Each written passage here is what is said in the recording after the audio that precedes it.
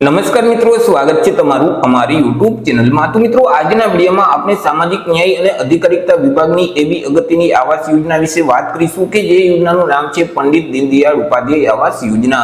આ યોજના અંતર્ગત મકાનના બાંધકામ કરવા માટે ₹1,70,000ની મર્યાદામાં સહાય આપવામાં આવી છે। યોજના વિશે આપણે તમામ માહિતી આજના વિડીયોમાં મેળવી લેશું, પરંતુ તે પહેલા વિડીયો ગમે તો લાઈક અને શેર કરી દેજો। ચેનલમાં નવા હોય તો ચેનલને સબસ્ક્રાઇબ કરી દેજો। તો ચાલો મિત્રો, વિડીયોની શરૂઆત કરીએ।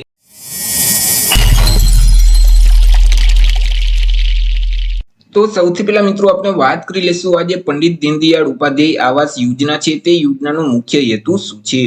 તો કે મિત્રો, રાજ્યમાં રહેતા જે સામાજિક અને શૈક્ષણિક રીતે પછાત વર્ગના જે વ્યક્તિઓ છે તેમજ આર્થિક રીતે પછાત વર્ગ, વિચરતી અને વિમુક્ત જાતિના જે લોકો છે કે જેમની પાસે પોતાની માલિકીનો ખુલ્લો પ્લોટ તો છે પરંતુ રહેવા માટે યોગ્ય ઘર નથી, મકાન નથી, અથવા તો જે મકાન છે તે કાચી ગારમાટીનું મકાન છે, અથવા તો જર્જરિત મકાન હોય, અથવા તો ઘાસપુરા ટાઈપનું મકાન હોય, તો તેવા વ્યક્તિઓને પાકા મકાનના બાંધકામ કરવા માટે મિત્રો સામાજિક ન્યાય અને અધિકારિતા જે વિભાગ છે તો તેમના દ્વારા પંડિત દીનદયાળ ઉપાધ્યાય આવાસ યોજના અમલમાં મૂકવામાં આવેલી છે કે જે યોજના અંતર્ગત મકાનના બાંધકામ કરવા માટે સહાય આપવામાં આવે છે। વાત કરી લઈએ આપણે યોજનાના લાભ વિશે કે આ યોજનાનો લાભ છે તે કયા કયા લોકોને મળવાપાત્ર થશે। તો કે યોજનાનો લાભ છે તે ગુજરાત રાજ્યમાં રહેતા જે સામાજિક અને શૈક્ષણિક રીતે પછાત વર્ગના જે વ્યક્તિઓ છે એટલે કે ઓબીસી કેટેગરીમાં આવતા જે વ્યક્તિઓ છે તેમજ આર્થિક રીતે પછાત વર્ગના વ્યક્તિઓ છે, વિચરતી અને વિમુક્ત જાતિના જે લોકો છે તે લોકો જ આ યોજનાનો લાભ છે તે મેળવી શકે છે।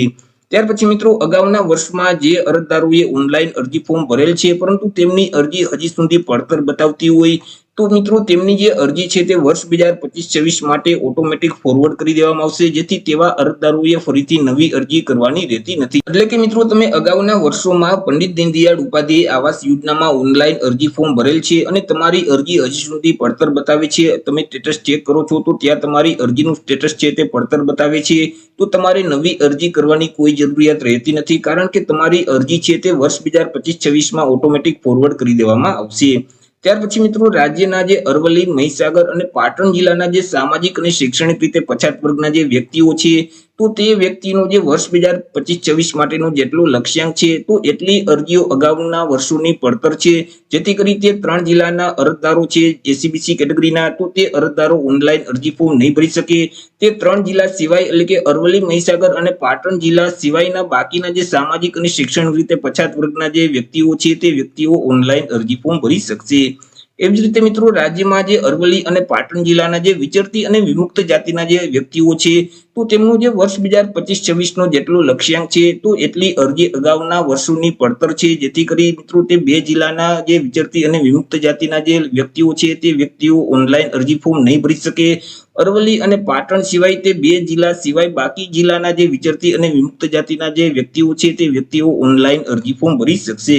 તેમજ મિત્રો, રાજ્યમાં જે તમામ જિલ્લાઓના આર્થિક રીતે પછાત વર્ગના જે વ્યક્તિઓ છે તે વ્યક્તિઓ વર્ષ 2025-26 માટે ઓનલાઈન અરજી ફોર્મ ભરી શકશે।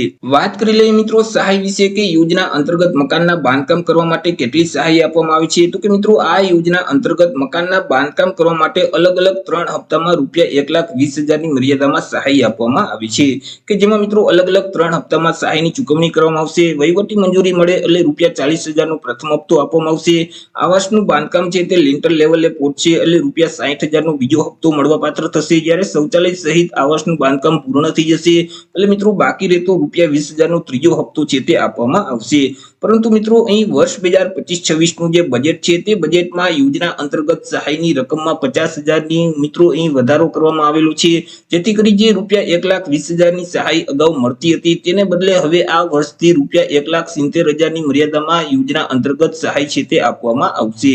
વાત કરી લઈએ મિત્રો યોજનાના નિયમો અને શરતો વિશે કે આ યોજનાના નિયમો કેવા રહેશે અને તેમની શરતો શું રહેશે। તો કે યોજનાનો લાભ મેળવવા માટે અરજદારના કુટુંબની વાર્ષિક આવક મર્યાદા નક્કી કરવામાં આવેલી છે। કુટુંબની વાર્ષિક આવક ₹6 લાખ સુધીની જોવી જોઈએ। જો ₹6 લાખ કરતા વધારે વાર્ષિક આવક હશે તો તેવા સંજોગોમાં યોજનાનો લાભ છે તે મળવાપાત્ર થતું નથી। તે સિવાય અરજદારની ઉંમર પણ નક્કી કરવામાં આવેલી છે। અરજદારની ઉંમર છે તે ઓછામાં ઓછી 21 વર્ષની હોવી જોઈએ। જો 21 વર્ષ કરતા ઉંમર ઓછી હશે તો પણ યોજનાનો લાભ છે તે આપવામાં આવતો નથી।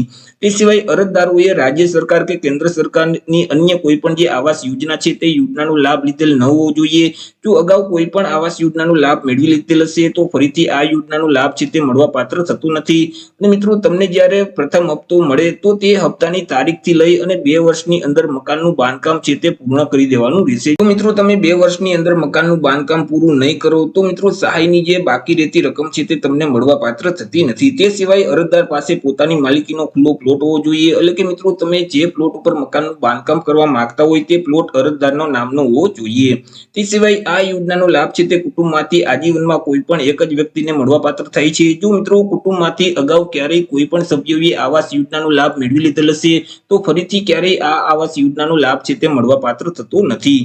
વાત કરી લઈએ મિત્રો અરજી વિશે કે અરજી કઈ જગ્યાએ કરવાની રહેશે, તો કે આ યોજનાનો લાભ મેળવવા માટે અરજદારોએ ઈ સમાજ કલ્યાણનું જે પોર્ટલ છે તે પોર્ટલ મારફતે ઓનલાઈન અરજી ફોર્મ ભરવાનું હોય છે. એટલે કે ઈ સમાજ કલ્યાણ.gujarat.gov.in નામની જે વેબસાઇટ છે તે વેબસાઇટ ઉપર જઈ અરજદારોએ ઓનલાઈન અરજી કરવાની રહેશે.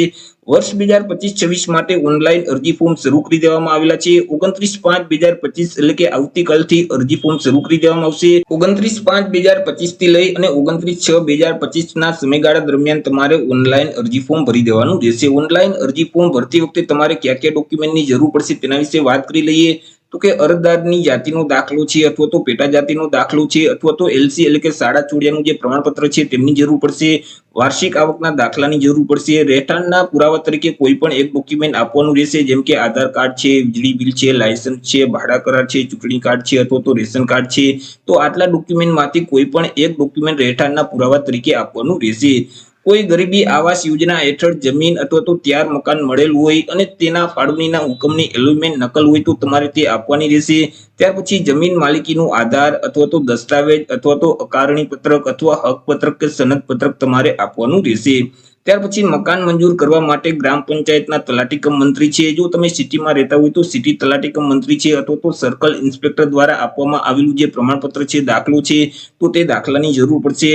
મકાન બાંધકામ કરવાની જે રજા ચિઠ્ઠી છે તેમની જરૂર પડશે. જે જમીન ઉપર તમારે મકાનનું બાંધકામ કરવાનું છે તે જમીનના ક્ષેત્રફળ જણાવતા ચતુર્દિશા દર્શાવતા નકશાની નકલની જરૂર પડશે કે જે નકશામાં તલાટી કમ મંત્રીનો સહી સિક્કો ફરજિયાત હોવો જોઈએ. ત્યાર પછી જો તમે BPL કેટેગરીમાં આવતા હોય તો BPL નો દાખલો છે તેમની જરૂર પડશે. જો વિધવા અરજદાર હોય તો તેવા સંજોગોમાં પતિના મરણનો દાખલો આપવાનો રહેશે. ત્યાર પછી બેંક પાસબુકના પ્રથમ પાનાની નકલ અથવા તો રદ કરેલ ચેક છે તે આપવાનો રહેશે. તો આ રીતે મિત્રો સામાજિક ન્યાય અને અધિકારિતા વિભાગની અગત્યની યોજના કહી શકાય પંડિત દીનદયાળ ઉપાધ્યાય આવાસ યોજના, કે જે યોજના અંતર્ગત મકાનના બાંધકામ કરવા માટે સહાય આપવામાં આવે છે. તો આશા રાખું છું વિડીયો પસંદ પડ્યો હશે. વિડીયો પસંદ પડ્યો હોય તો લાઈક અને શેર કરી દેજો. ચેનલમાં નવા હોય તો ચેનલને સબસ્ક્રાઇબ કરી દેજો. ફરી મળીશું એક નવા ટોપિક સાથે એક નવા વિડીયોમાં. ત્યાં સુધી જય હિન્દ, વંદે માતરમ.